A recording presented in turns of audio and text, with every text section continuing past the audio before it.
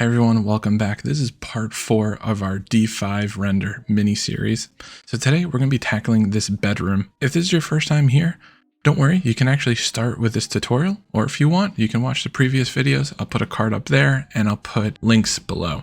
But totally fine if you want to jump in here. What I'm going to do is make all the D5 render files, SketchUp files, and reference photos all available on the Dropbox folder that I've shared in the description. Here's some reference photos.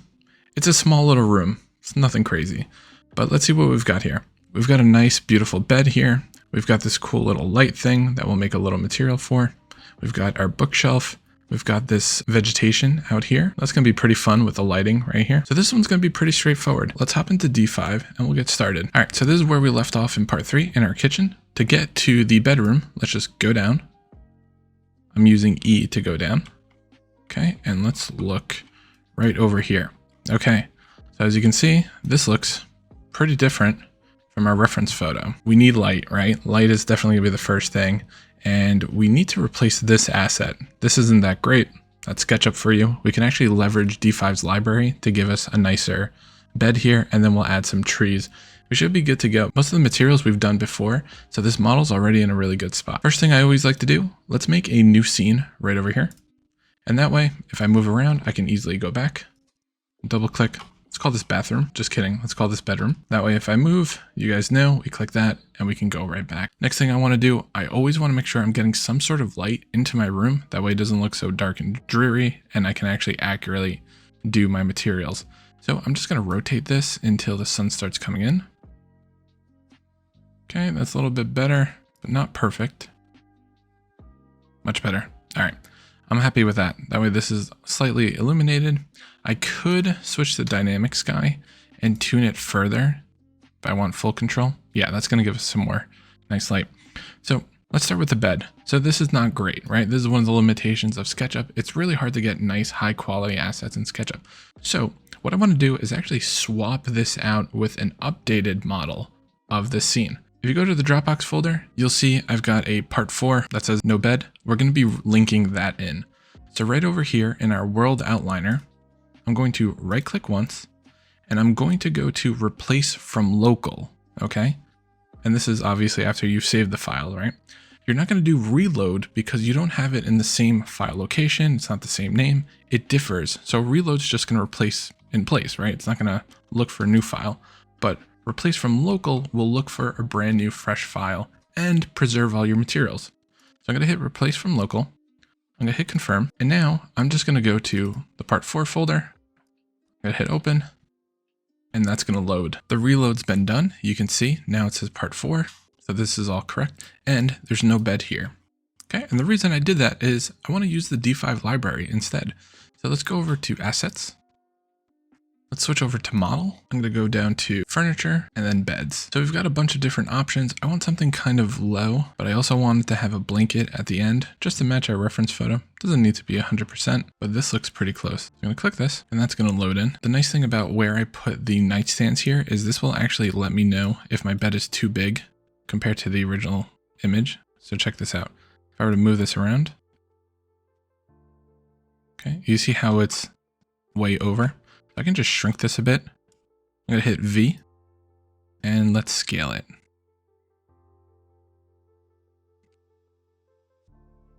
Okay, got a little bit of cropping there. I'm going to keep going. V again. All right, there we go. If it's still overlapping a little bit and you don't want to keep shrinking it because obviously we're not trying to make a kid's bed here, you can actually break the scale link right here. So watch this. If I change this to 1400, I'm going to shrink in that direction. So that's a little trick if you don't want to do a uniform scale. So uniform scale meaning shrinking everything. This is one axis. So that's much better. So you see right now that I've got some camera clipping going on. I still have 2-point perspective on and depth of field. So let's just fix that real quick. I'm going to turn off depth of field under my camera settings. I'm going to switch to perspective with P. And I'm just going to kill my camera clipping so I'm not cutting through everything. Good. That way I can get a little bit closer. What I could do is I can just eyedrop on my lamp right here. I could just tweak these values or find something through an asset. So let's go to material and I could just find like a metal because these are like painted metals. So what I'll do is I'll tweak these a bit just to make it look like a painted white. Okay, so I've got that. And I'm just going to lower the metalness a bit. Yep. Because I want a little bit of a sheen there. Make it slightly more rough or less rough. Okay, perfect. All right, like this. I'm going to duplicate and then paste to the rest. Okay, great. If I want, I could eyedrop and make this light bulb emissive. So that's just going to make it glow. That's kind of nice. So talking about making it glow, let's do the same thing right up here. In this ball right here, this is our light. I'm just going to switch the material template from transparent to custom, because otherwise emissive is not going to pop up. Up to you if you want the bulb to be on or off, but I'm going to have it on just because I think it's kind of cool. So if I increase it really high, it's going to look super bright, but it will cast the light. Remember, emissive will cast lighting, which is really cool. And in terms of the frame, I'm just going to copy this material on it. Yep, there we go. And let's see if we've got a material on our wire here. That looks fine. If I want, I could just copy this guy from my lamp and place it on the wire and just make it black. So let's do that. And I'm doing that just because it's got like a proper roughness map and normal map and everything. Okay, cool. And I'm just going to darken this and I'm going to duplicate it here. Good. So you see how that looks much better than before? It's got like a proper reflective sheen. All right, awesome. So we've got that. That's looking good. Just so you know, these materials that you see on any asset are actually editable. So I believe in the reference photo, these are actually white pillows. So you can actually just use the eyedropper, click it, and just change the material. It's not like you're limited to what D5 is giving you. So I can just make that white and bam, there we go. So that's super nice that everything is customizable. All right, cool. So these materials we did before, this was the red paint material we did before. You can see nothing crazy here. And we've got all the decor here.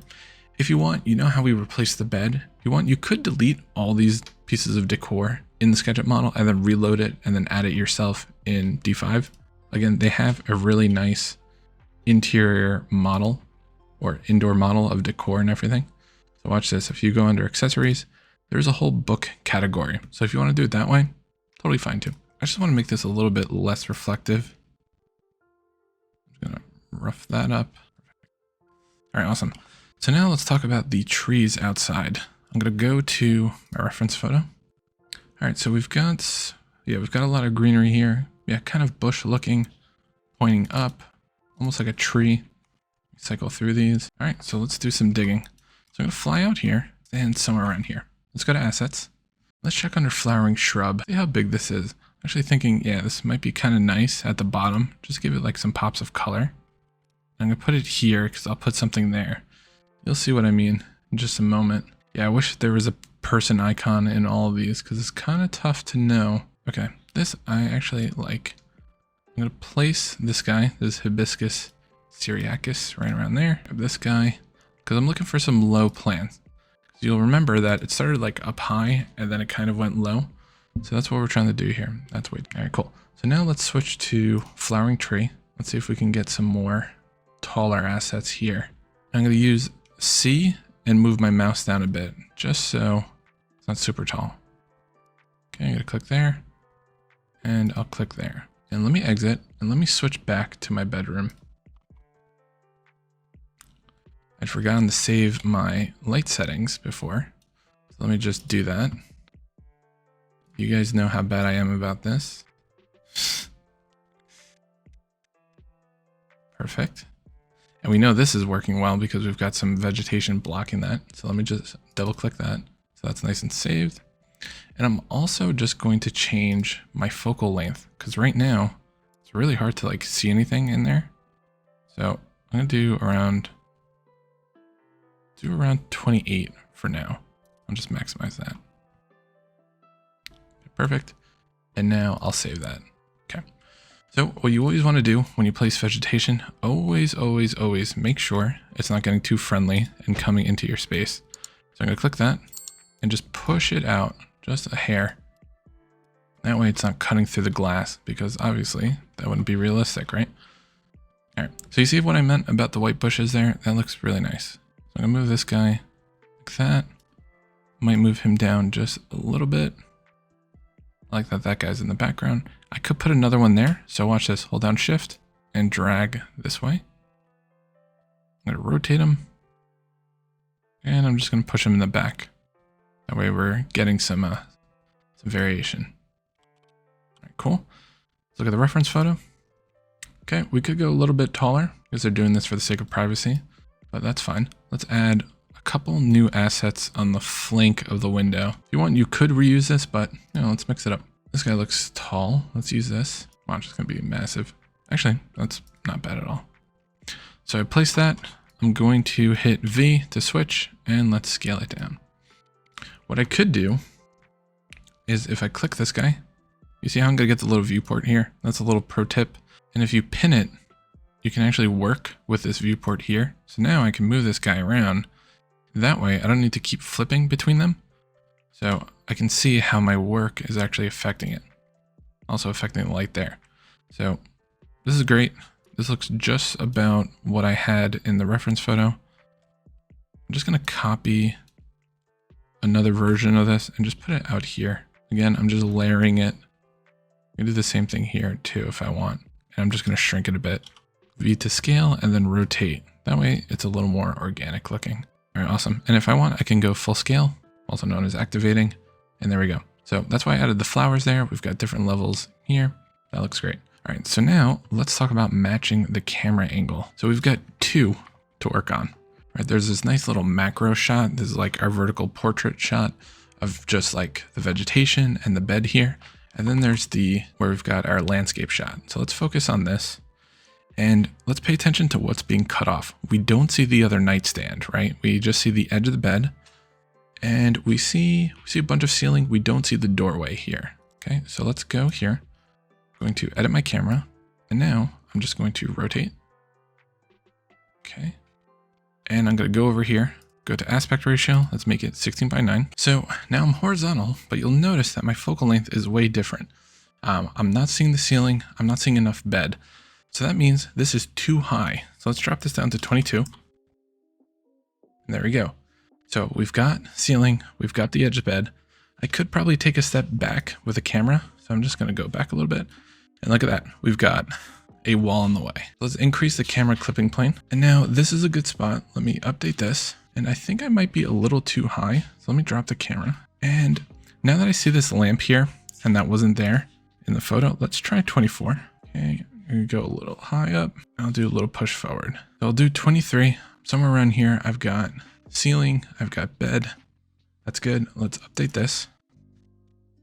So looking at this in terms of vegetation, I could probably put more bushes down here to block this grass. I could also put some more here as well, just to match our reference photo here. See how like full it is? So we can add more stuff there for sure. So now that I've got this, make sure it's updated, right? Exit the camera and let's fly back out here. I'll do some Control D magic, duplicate that, and then I'm just gonna shrink it a little bit. Okay, then hit V and hold down Shift. Okay, so now that we've got that, I'm gonna add more of these guys just to fill up the background. All right, let's go back. All right, great. So now let's talk about the lighting. Here, we've got it coming from a high angle. How do I know that? It means the sun is very high up because of this steepness. It's also very, very sharp. So it means it's kind of like a bright sunny day. So let's go over to environment. I'm gonna make sure I've switched over to custom sun. The reason I'm doing that is custom sun is going to give you the option to soften up your shadows, where in this case, they're not super soft. So I'll probably have it about like one-ish or two. Okay, so now let's tweak the altitude. The altitude is the height, right? So notice what's going on here. Okay, so we've got that. Okay, I could probably change the rotation a little bit. You see like where the orb is? Let's tweak that. Okay. Perfect. I think I might lower the altitude. Yeah, perfect. So now sunlight intensity, that's how bright the sun is, right? If I increase this, see what's going on here?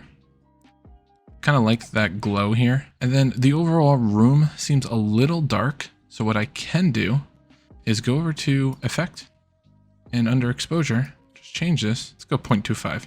Looks nice. And I'm gonna update my scene here. Contrast, let's see. I have it at 0.02. Let's see. Leave it probably around 0.19. That's fine. We set these up before. Happy with this. So I'm going to update this. And let me just do a material check before we hit render. So let's check that this glass was done. Yep, we did that. We've done this. We've got our maps everywhere. I could add art here. If I look over here, there's no base color map. It looks like it didn't get carried over from SketchUp. So all I'm going to do, I'm going to search the internet for abstract art, and let's find something. Find something that fits this vibe. And I want something kind of square-ish. Actually, I kind of like this. So I'm just going to right click and I'll save this into our Dropbox folder. So now that I've done that, I'm going to go over here, make sure the material selected, base color map, click this guy, open that up, and there we go. Right now it's at a 0 roughness, meaning it's like a mirror, right? So I'm going to roughen this up a bit. I'm going to add some normal to it, and let's see what else is going on. Okay, good. That looks all correct. Perfect. If you think it's too loud, you can just go over here and desaturate it. Last thing I want to do before I render, let me just make sure I add round corner to everything. So round corner is going to soften up all those edges. Just going to make sure that exists for everything. So now that looks all good. Let's go back to the bedroom cam. And I'm going to wrap it up with some depth of field. I'll put my focus right on the bed. So I'm going to set the focus here. And that way this gets blurred out a little bit. Fine with 8. And I'm just going to save it. So now that that's all done, what I'm going to do here is go over to render mode. Okay. I'm going to set it to 2K, turn off my channels, and I'm going to hit render. So while that's loading, let me just look at the reference photo here, see if there's anything else I should be tweaking. But I think overall we kind of got it. I gotta say the ceiling material looks pretty amazing in terms of how similar it is. Yeah, carpet we had done before. That looks about right. Yeah, we've got all the woods here. Yeah, it's got that same level of sheen.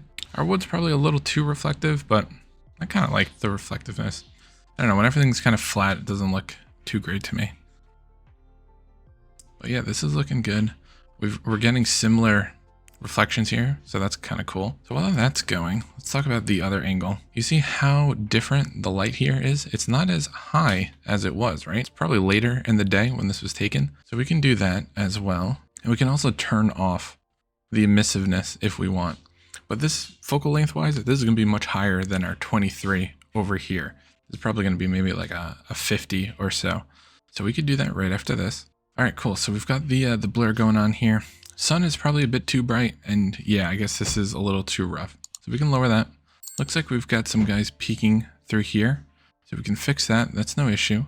But we're getting some nice roughness here. The window frame might be a tad too dark. We can hardly see any reflections or shadows. So let's lighten that, lower the color of this, and we'll push these guys out. And then we'll set up the other camera angle. We'll hit X. If you can't edit anything, always remember that. I'm going to increase the roughness here, and I'm going to lower specular just a tad to 0.1. Okay, great. So then this I was saying is too dark. Lighten that up a bit, lower some roughness here. I think I might change the sun just a little bit. So the sun angle, just so it hits the side of this. So that's going to be with the azimuth. Actually, I kind of like how much light's coming in here. All right, kind of like that. And I'm going to do 1.75. Sun seemed a little too intense. I'll do 1.7. That's cool. All right, let's get this bush out of here. Might be able to click on it right here. Yep. And just push that back. And let's take a look at the window here. Yeah, the window is still a little too black. All right, so we've got that. That looks good. Let me go back here. I always have that bad habit of not saving my settings. So let me just tweak that back real quick. Let's do 203 azimuth, and let's do 32 altitude. Make sure you hit update. All right, and now I want to make a new scene, right? So I'm going to just click this guy, add scene, and we're going to call this bedroom macro. We're going to switch the camera. And for this one, we're going to be mimicking this shot. So this is going to be a vertical shot, not landscape. So I'm going to change the camera like this. I'm going to change my aspect ratio. So I'm 3:4. Okay. That's that portrait, right? You'll see the focal length. 23 is no good. Let's do 50. Take a look at this. Yeah, We can go a little bit more. Yeah, we'll do 75. That looks cool. All right, let's set our focus to be this little little orb thing here. It's cool. We'll lower its brightness a bit. Yeah, that's much better. Okay, great, we've got that. And I said the time of day was later in the day. So let's do that. I'm going to lower the altitude, okay, and rotate the azimuth just a bit. And I'm going to soften up the shadows. Yeah, I could rotate a little bit more this way, but I like all the light that's coming here. Like that. Okay, perfect. And let's see. I could lower the exposure down to 0.2. This shot was much darker than the other one. See that? I could lower the lighting even further. 1. Gonna update this. Make sure you update, all right? I think the depth of field is too much. You can just lower the blur here. We drop it to 6. Fine, we've got our 2 point. Now let's check the other room. So now we have 2 renderings that need to come out. So, little pro tip, when you're under render mode or image mode, you go right over here to add to render queue, click that, and then click our macro shot. You can hit add to queue right here, and now it's going to live right here. So check that out. Let me remove this one, remove from queue. I just right clicked it, and look at that. So now I've got 2 images here. You can actually change the render settings from here, which is kind of cool. The resolution and everything, I'll just set that as 2K, but you could add more channels and everything, which is kind of nice. So you actually don't need to go back. And we'll just call this P4. And I'm just going to check mark all and then hit render. So it's going to save the project. So as you can see here, it's actually going one by one. You can see how long it's going to take, about a minute, minute and a half for each of these and their progress. So it's pretty nice. So if you're working on a big project and you've got, let's say 10 images, just set it to the queue and then render it and go have lunch or something. Like no need to sit here and wait, especially if you have like different material channels and it's going to take a long time. So now that that's finished, it'll actually tell you how long it took, which I think is pretty nifty. From there, you can actually click right here, this little purple guy, and do the AI enhancer. So if I do that, it's actually brought me right there. What I like to do lately is just run it through a normal enhancement. I feel like it gives it a nice level of detail. And you can also grab from your past images right in here, which is kind of nice. So that's that image we did together. And this was it before. So yeah, overall, I think this looks really cool. Yeah, I think this is awesome. I've got no comments, right? I mean, I feel like the depth of field is awesome. The lighting came out really nice. Just love the materials here. Yeah, and just like the vegetation, that's so good. All right, so let's run it through a normal enhancer and just see what's going on here.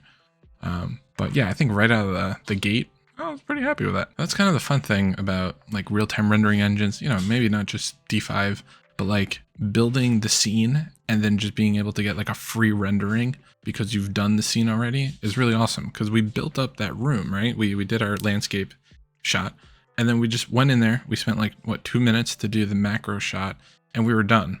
So like, I think that's awesome.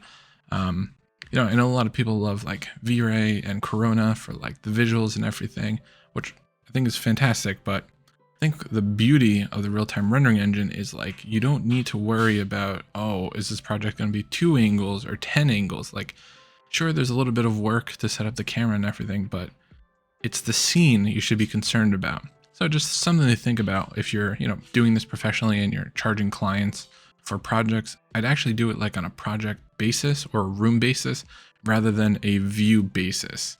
Just because you've got the power of real time. I mean, we're talking about like a minute and a half for one rendering, and then you run it through the enhancer, but that's another minute, and you've got really nice images. It's really about building that scene. So I'll speed this part up so you guys can see the end result. Before and after. So you can see really subtle. We're getting some nice extra details on the wall and everything, but it did a great job preserving our design. So all I'm going to do is go over to enhancement tasks and just download it. And let's look at that in just 1 second. I'm going to set up the queue for this, enhance that. So again, upscale on the left, original on the right. Okay, look at this area right here. So this is the reason why I run it through the upscaler. See what's going on here with the grain? Look at how much more realistic that looks. I think that's amazing. And that took no time at all. Let's see our sheets here. Yeah, we're getting some nice details here. Like, this is great. Especially the metal here. Yeah, just look at the details here. Like, look at this. Especially the shadows around here. What a difference. Especially around the orb as well. Yeah, big difference. And then let's look at our details over here. Yeah, this got much sharper. You know, some of the text got AI-fied, but overall, that's not bad. Artwork looks much better. Again, look at the sheen here and the grain. So again, it's not doing like a crazy amount of work for us. It's just like a nice little polish pass. So that's why I'm a big fan of this. But overall, really happy with the results of this episode. We've made 2 great interior renderings in no time at all. So if you made it this far in the course, thanks for following along. This has been a lot of fun. I think the next room we'll tackle will probably be the small little bathroom. But anyways, if you've enjoyed this, drop a comment, a like, subscribe, and I'll see you guys next time. Thanks so much.